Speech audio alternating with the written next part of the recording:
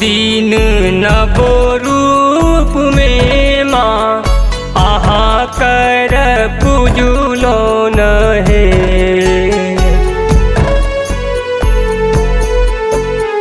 नवो दिन नवो रूप में माँ आहा कर पूजुलो न है। मैया किया आई छोड़ चल देलो कसूर की हमके लोन है। मैया किया आई छोड़ चल देलो कसूर की हमके लोन है।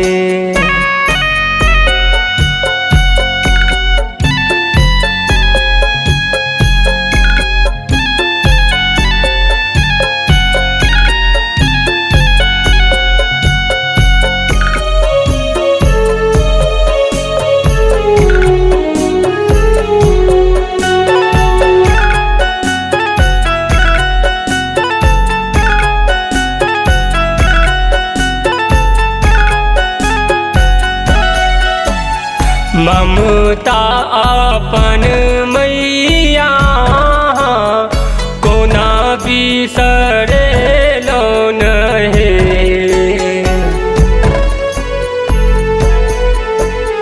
ममता अपन मैया कोना बिसरे लोन है। मैया है अहाँ के रहत हम को ना अनाथ बन गेलोन है। मैया है किया आई छोड़ चल देलो कसूर की हमके लोन है।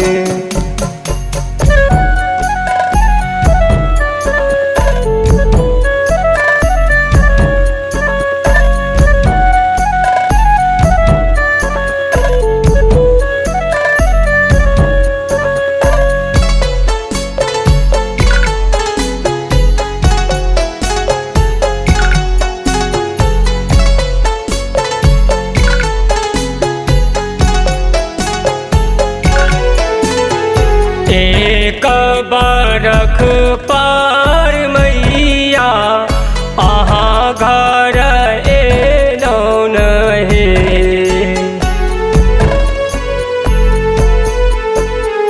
एक बरख पर मैया आहा घर एलोन है। मैया की भऽ गेल अपराध नहीं माँ सो बीतेलोन है। मैया किया आई छोड़ चल देलो कसूर की हमके लोन है।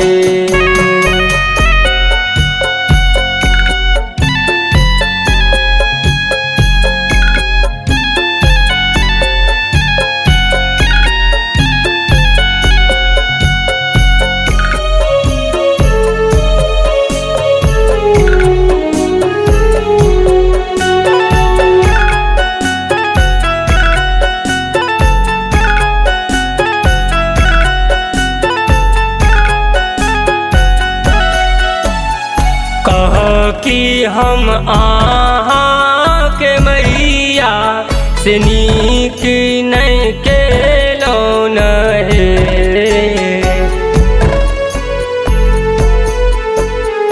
कहा कि हम आहाँ के मैया से नीक नहीं केलोन है। मैया है सुत अमरेश के बीच भवर छोड़ गेलोन है। मैया किया आई छोड़ चल देलो कसूर की हमके लोन है।